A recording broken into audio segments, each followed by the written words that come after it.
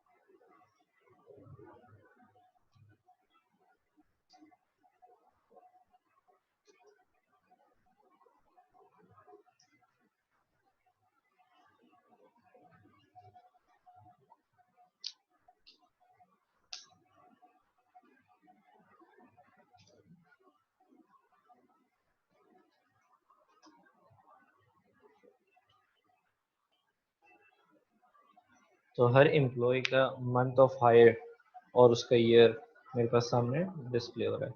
इसी तरह से हमारे पास टू अंडरस्कोर नंबर का फंक्शन है कि अगर मैं किसी कैरेक्टर को नंबर फॉर्मेट के अंदर डिफाइन करना चाहता हूँ तो मैं कर सकता हूँ। नंबर फॉर्मेट मतलब क्या होता है कि मैं न्यूमेरिक में तो दे रहा हूँ लेकिन उसके साथ साथ कुछ स्ट्रिंग वैल्यूज भी मुझे अगर इंसर्ट करनी है तो वो मैं कर सकता हूँ। कैसे, वो अभी ये देख लेते हैं। जैसे ये है मेरे पास,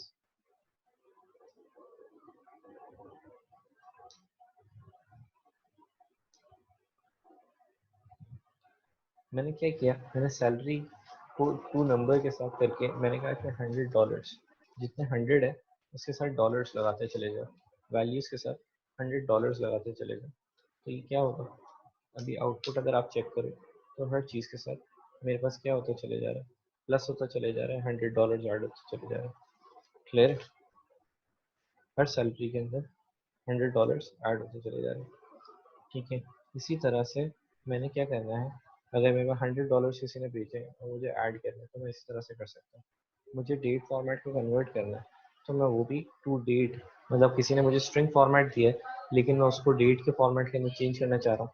तो मेरे पास बहुत आसान सी चीज़ है कि मैं उस आर्ग्यूमेंट को यहाँ पे भेजूँ और उसका पर्टिकुलर स्पेसिफाइड फॉर्मेट बताऊँ कि भाई ये इस फॉर्मेट के अंदर डेट है और उसको डेट में कन्वर्ट कर दो। ये टेक्स्ट है, इस टेक्स्ट का मतलब ये फेब्रुअरी दैट इज मंथ, मैंने यहाँ पे मंथ स्पेसिफाई कर दिया दूसरे आर्ग्यूमेंट के अंदर। 22 इज द डे, मैंने डे स्पेसिफाई कर दिया। उसके बाद कॉमा आ रहा है, मैंने कॉमा स्पेसिफाई करके ईयर मेंशन कर दिया कि जो चार डिजिट्स आ रहे हैं दोज आर ईयर। ठीक है, मैंने ये चीज़ कर दी। अब करना क्या है, मैं कहता हूँ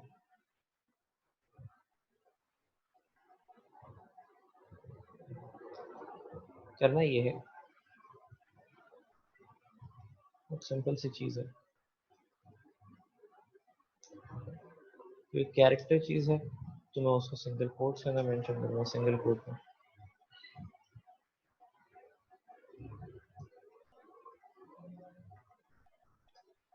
मैंने क्वेरी मेंशन की और मेरे पास वर्ल्ड जो ऐसा बंदा था।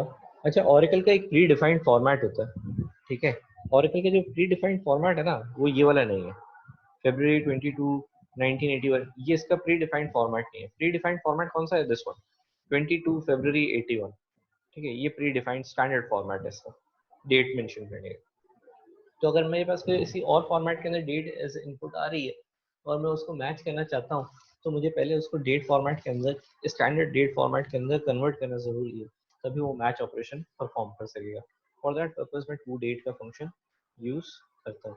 इसी तरह से अगर मैं आगे बढ़ूँ अब मैं अपने जनरल फंक्शंस के ऊपर आ जाऊँ, तो जनरल फंक्शंस हमारे पास एनवीएल है, एनवीएल2 है और कॉलसैक है, सही है, नलिफ भी है एक हमारे पास और कॉलसैक है। ठीक है, अभी मैं जो है आपको एक एग्जांपल दिखाता हूँ। हम लोगों ने फर्स्ट लैब के अंदर देखा था, जब हम लोगों ने total salary of every employee calculate की थी, that was salary plus commission from EMP. तो अगर आप यहाँ पे देखो तो सिर्फ मेरे पास 4 एम्प्लॉयज़ की सैलरी आ रही है, जबकि मेरे पास 14 रोज सेलेक्टेड है। बाकी 10 एम्प्लॉयज़ की सैलरी मेरे पास नल शो हो रही है। क्यों? क्योंकि उनकी कमीशन नल है। अगर मैं दोबारा से इसको थोड़ा सा और बेहतर तरह से आपको शो करवा देता हूँ ताकि आपको बेहतर तरह से समझ में आ जाए, salary plus salary comma commission comma salary plus commission from EMP. तो अब देखो सब एम्प्लॉयज़ की सैलरी तो है, लेकिन मेरे पास कमीशन सिर्फ 4 एम्प्लॉयज़ की है। अगर देखो तो कमीशन 0 मेंशन्ड है, that is a number, it is not null. 0 is not null, 0 is a value. ठीक है, अब मूविंग फर्दर, मैंने जब सैलरी प्लस कमीशन किया तो यहाँ पे जब नल के अंदर कुछ भी मैंने ऐड किया वो दैट रिटर्न्स अ नल, सही है। फॉर दैट पर्पस अब इसको चीज़ को मुझे एक्सक्लूड करना है, तो मैं क्या करूँगा, मैं कहता हूँ कि मुझे पता है कि कमीशन नल हो सकता है। मेरे पास ये एक फॉर द टाइमिंग मैं केस डिस्कस कर रहा हूँ। मुझे पता है हर एम्प्लॉय की सैलरी तो है ही है, लेकिन हो सकता है कि कुछ एम्प्लॉयज़ की सैलरी कुछ एम्प्लॉयज़ की वो ना हो, अ, क्या ना हो, कमीशन ना हो। तो फॉर दैट पर्पस मैं क्या करता हूँ, मैं इसको थोड़ा सा चेंज करता हूँ अपनी क्वेरी को, और मैं कहता हूँ select salary comma commission comma salary plus NVL, sorry, plus NVL commission comma 0। अच्छा, एनवीएल का मतलब क्या है? एनवीएल का मतलब ये है कि अगर कमीशन मौजूद है तो सैलरी के अंदर कमीशन को ऐड कर दो। अगर कमीशन नल है, ये चेक करता है for the first element, if it is null return the other part. Return the other part, यहाँ पे क्या मैंने मेंशन किया है? 0। तो क्या हो जाएगा? Salary plus 0। If commission is not null तो क्या करेगा? सैलरी प्लस कमीशन कर देगा। ठीक है, एनवीएल इस तरह से वर्क करता है कि चेक करता है कि क्या मेरा फर्स्ट एलिमेंट नल है या नहीं। अगर नल है तो वो सेकंड आर्ग्यूमेंट रिटर्न कर देगा, एल्स वो क्या करेगा? कमीशन रिटर्न करेगा।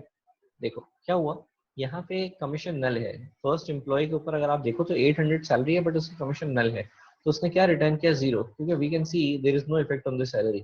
But if we see on the other hand, if we see the second record 3000,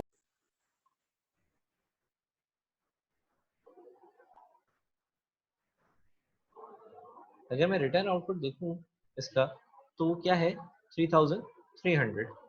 ठीक है, तो फॉर दैट पर्पस मैंने क्या कहा कि एनवीएल क्या चेक करता है? फर्स्ट आर्ग्यूमेंट के ऊपर चेक करो कि क्या वो आर्ग्यूमेंट नल है या नहीं। अगर नल है तो second part of the function, यानी कि second argument of the function जो कि इनपुट है, वो रिटर्न कर दो।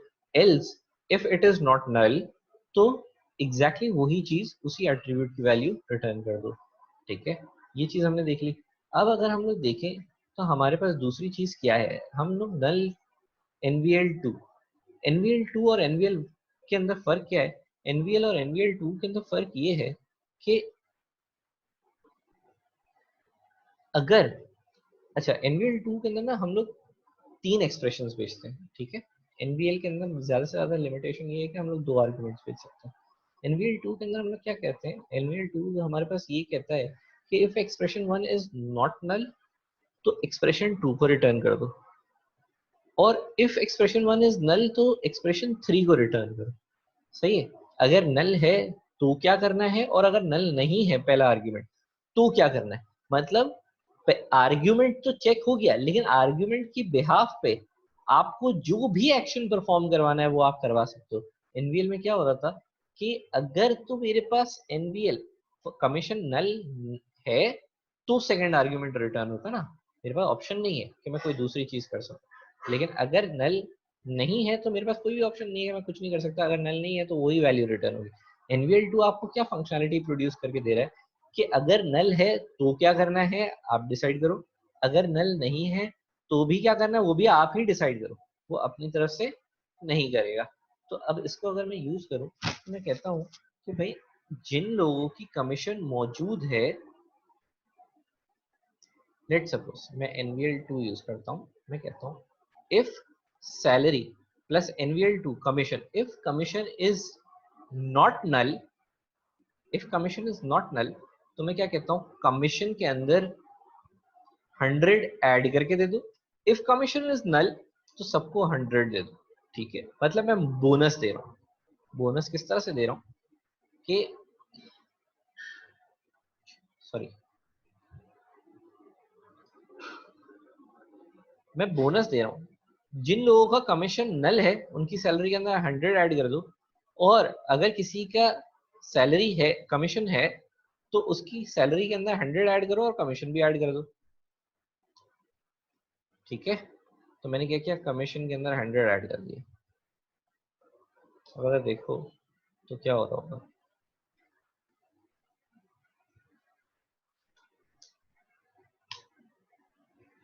अब देखो क्या हुआ, जिसकी कमीशन नहीं है उसको सिर्फ और सिर्फ 100 ऐड करवा दिए NVL2। If commission is not null तो second expression, if commission is null तो थर्ड एक्सप्रेशन, दैट इज 100। तो यहाँ पे देखो अगर इवेल्युएट करो तो सैलरी प्लस फर्स्ट के हिसाब से salary 800 plus commission is null, तो नल के ऊपर कहाँ जाएगा, 100 के ऊपर plus 100। If commission is not null, second employ के ऊपर देख लेते हैं, if salary is not salary plus commission is not null तो second attribute that is commission plus 100 that is 400, 300 plus 100 is equal to 400, और प्लस सैलरी दैट इज 3000 तो 3400। Clear है यहाँ तक की बात? NVL2 भी समझ में आ गया होगा होपफुली। अब हम लोग थोड़ा सा और आगे जाते हैं, हम लोग कॉलसैक देखते हैं। कॉलसैक क्या कहता है? कॉलसैक को समझने के लिए पहले ही हम लोग इसकी डेफिनेशन पढ़ लेते हैं, ठीक है। कॉलसैक क्या कहता है कि कितने भी एक्सप्रेशन, आप जितने एक्सप्रेशन देना चाहो वो दे सकते हो, ठीक है।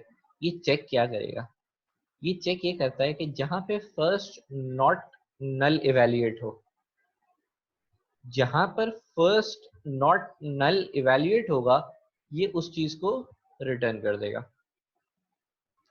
अब मैंने तो अभी तक तो हम लोग केस क्या डिस्कस कर रहे थे, हमें पता है कि सैलरी नल नहीं होगी।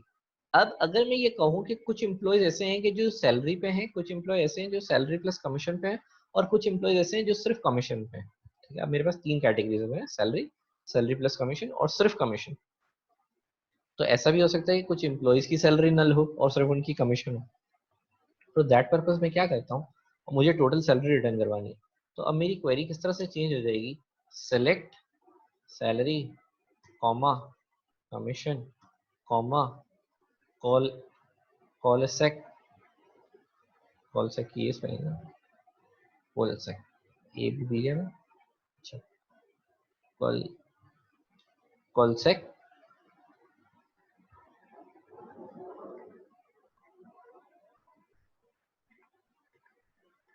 कॉलसेक। अब मैं क्या कहता हूँ, मैं कहता हूँ अगर तो सैलरी प्लस कमीशन है तो कमीशन रिटर्न, अगर सैलरी प्लस कमीशन है तो सैलरी प्लस कमीशन रिटर्न कर दो। एल्स अगर उसकी सैलरी है तो उसकी सिर्फ सैलरी रिटर्न कर दो। एल्स अगर कमीशन है तो सिर्फ कमीशन रिटर्न कर दो। अगर कोई इंटर्नशिप पे उसकी ना सैलरी है और ना ही वो है क्या कहते हैं, ना ही सैलरी और ना ही कमीशन है, तो फिर जीरो रिटर्न कर दो फ्रॉम EMP। यहाँ पे मेरे पास एक्सप्रेशन की इवेल्युएट होने की कोई वो नहीं है। जिन लोगों की मतलब कोई नंबर ऑफ आर्ग्यूमेंट्स कितने इनपुट कर सकता हूँ उसकी कोई लिमिटेशन नहीं है। मैं जितने आर्ग्यूमेंट्स देना चाहूँ उतने आर्ग्यूमेंट्स दे सकता हूँ। मतलब मैंने पहले चेक किया कि भाई सैलरी प्लस कमीशन अगर नल है तो अगले एक्सप्रेशन पे चले जाओ, सिर्फ सैलरी रिटर्न करो। अगर सैलरी भी नल है तो कमीशन रिटर्न कर दो। अगर कमीशन भी नल है तो मैं कह रहा हूँ जीरो रिटर्न कर दो भाई। एनी हाउ एनी केस, तमाम केसेस को चेक करेगा, लेकिन जो फर्स्ट नॉट नल वैल्यू उसको मिलेगी, जो फर्स्ट एक्सप्रेशन नॉट नल उसको मिलेगा, ये उसको रिटर्न कर देगा, आगे चेक नहीं करेगा, ठीक है। क्लियर है यहाँ तक की बात? एक हमारे पास कंडीशनल एक्सप्रेशन होती है। कंडीशनल एक्सप्रेशन हम लोग लैब नंबर 9 के 10 के अंदर देखेंगे, जहाँ पे हमारे पास इसका केस डिस्कस होगा। हम लोग केस भी पढ़ेंगे और इफ और एल्स लॉजिक भी पढ़ेंगे, वहाँ पे हमारे पास कंडीशनल स्टेटमेंट्स आएंगे आगे। आज की लैब हमारी यहाँ तक की थी। एक्सप्रेशन एक्सरसाइज में एक मरतबा आप लोगों से डिस्कस कर लेता हूँ, ताकि फिर ये लोग आप ये वाली एक्सरसाइज आप परफॉर्म कर सको और मुझे LMS के ऊपर लैब्स अपलोड करोगे। मैंने तीनों असाइनमेंट्स अपलोड किए हुए हैं, तीनों असाइनमेंट्स आप लोगों ने LMS के ऊपर सबमिट करवाने हैं। लास्ट डेट हमारे पास नेक्स्ट वीक फ्राइडे की है, दैट इज 7 अगस्त। ठीक है, मंडे को लैब परफॉर्म करेंगे, मंडे भी लैब होगी, ट्यूसडे भी लैब होगी, फ्राइडे भी लैब होगी, हमारा ऑफ नहीं चलेगा। क्लियर है? अच्छा, फर्स्ट एक्सरसाइज में क्या कह रहा है, display employee name, job, salary of all employees whose job is clerk, keeping in mind that clerk may be in capital or may be in small। तो आप वेयर के अंदर क्या लगा सकते हो कि भाई अगर अपर है तो भी शो करवा दो, लोअर है तो भी शो करवा दो। जनरेट न्यू एम्प्लॉय नेम्स, ये हम लोगों ने करके देखा था कि किस तरह से हम लोगों ने फर्स्ट 3 लेटर्स को कंबाइन किया था लास्ट 3 कैरेक्टर्स ऑफ जॉब को।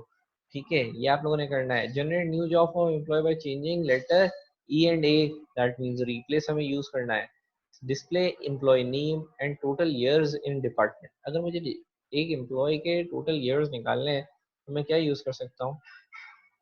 मैंने नंबर फंक्शंस के अंदर क्या पढ़ा था, हम लोगों ने पढ़ा था कि मॉड्यूलस, है ना। अगर मैं उसको डिवाइड कर दूं, मॉड्यूलस निकाल दूं उसका 12 से, तो क्या होगा, रिमाइंडर दे देगा वो मुझे, नंबर ऑफ ईयर्स दे देगा। अगर मैं डिवाइड करूंगा तो क्या होगा, डिवाइड करूंगा तो वो क्वोशिएंट देगा, that is number of years. अगर मैं मॉड्यूलस करूंगा तो क्या होगा, वो नंबर ऑफ मंथ्स दे देगा। ठीक है, तो मैं डिवाइड परफॉर्म करूंगा। इसी तरह से डिस्प्ले एम्प्लॉय नेम एंड, अच्छा इसी तरह से अगर नंबर 5 पे मैं देखूं तो display employee name, hire date of all employees who hired before 20th February 1981। अच्छा, ये वाली चीज़ हम लोगों ने डिस्कस की थी कि स्टैंडर्ड फॉर्मेट हमारा डेट का क्या है, और अगर हम लोगों को किसी दूसरे फॉर्मेट को चेंज करना हो तो मैं कौन सा फंक्शन यूज कर सकता हूँ, डेट फंक्शन के अंदर से to_date यूज कर सकता हूँ। Display employee name, salary, commission and total salary of employees, keeping in mind that some employees might have null salary. ये अभी हम लोगों ने करके देखा कि एनवीएल हम लोग कमीशन के ऊपर अप्लाई कर सकते हैं। अच्छा, display employee name, salary, commission and employee and total salary, salary plus commission of all employees, keeping in mind that commission और सैलरी, मुझे नहीं पता कमीशन नल है या सैलरी नल है, तो फॉर दैट पर्पज मुझे देखना है, तो मैं क्या यूज कर सकता हूँ, मैं कॉलसेक भी यूज कर सकता हूँ, मैं एनवीएल 2 भी यूज कर सकता हूँ। ठीक है। अच्छा, टास्क नंबर 8 अभी स्किप करेंगे, ये हम लोग लैब नंबर 9 जब हम लोग परफॉर्म कर रहे होंगे, लैब नंबर 10 कंडीशनल स्टेटमेंट्स, उस वक्त हम लोग ये काम परफॉर्म करेंगे। क्लियर है? आज की लैब हम लोग यहाँ तक एंड करते हैं।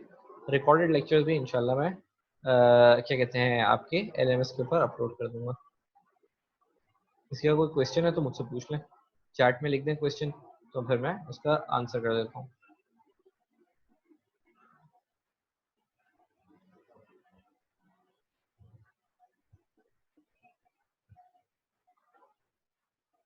अटेंडेंस में ले लेता हूँ साथ साथ, कोई क्वेश्चन है तो मुझे बता दें।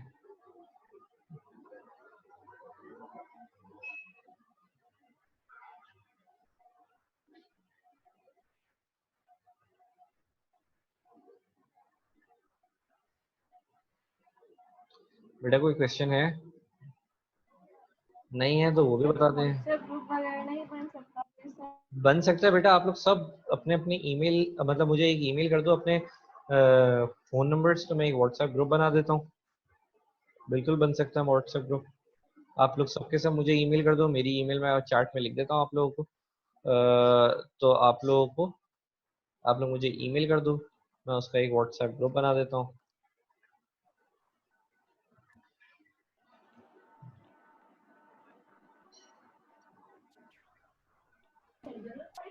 व्हाट्सएप ग्रुप बना देगा, वो ज्यादा सही रहता ठीक है,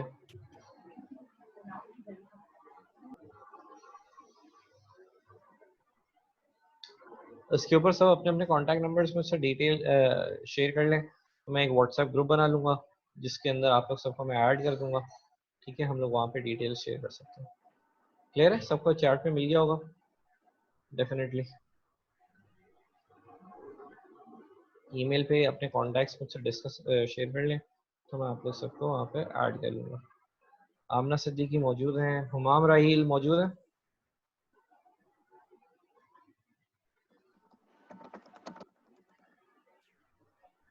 आमना बेटा, ये उस्मान भट्टी आप ही की क्लास का था ना? हुमाम और उस्मान भट्टी आपकी सर क्लास के ना? इन दोनों को जी पूछ सर। लें बेटा, ये लोग दोनों आ नहीं रहे हैं, फिर इनकी अटेंडेंस ही शॉर्ट हो जाएगी, फायदा नहीं है। सर अब्दुल हम भी समद कहता मौजूद हूँ है? हमारे में पता नहीं क्या है। जाए मंडी गए हैं? अच्छा अच्छा। नहीं नहीं, हुमाम ने कहा था वो आएगा, पता नहीं क्यों नहीं आया। अच्छा ठीक है। अच्छा, मोहम्मद अली रजा रिजवी मौजूद है? अली रजा रिजवी में मौजूद नहीं है, ज़बरदस्त, बहुत अच्छी बात है। तलाल मौजूद है, एहतशाम मौजूद है, शेरियार अंसर वो भी मौजूद नहीं है। बेटा नौरीना, ये आपकी क्लास के हैं आई गेस? Yes sir. बेटा इनको इन्फॉर्म कर दो, ये अभी तक आए ही नहीं है किसी लैब के अंदर, ठीक है? अरशद असलम मौजूद हैं, नौरीना मौजूद हैं, उज़ैर मौजूद हैं, सबके अटेंडेंस मैंने मार्क कर दी है। और SQL functions, lab 3 SQL functions single.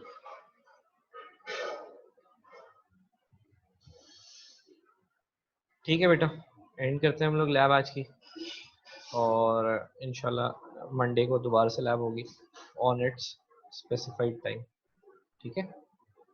Thank you.